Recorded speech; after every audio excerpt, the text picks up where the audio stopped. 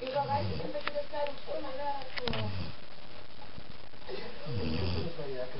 Du gibst die Jacke. Nee, du nicht. Sie hat geraucht.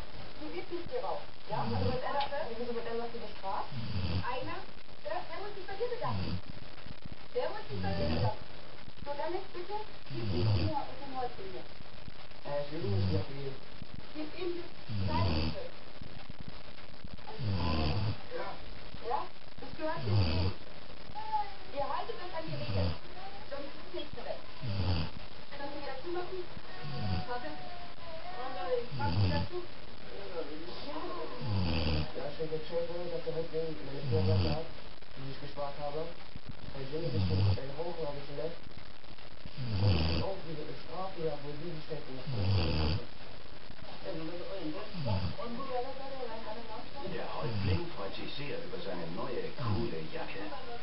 Sie passt perfekt. Westliche Kleidung ist sehr beliebt und nur die wenigsten Hinbars besitzen welche. In Berlin würde sich Dennis jetzt wohl seine Lieblingsjacke mit Gewalt zurückholen.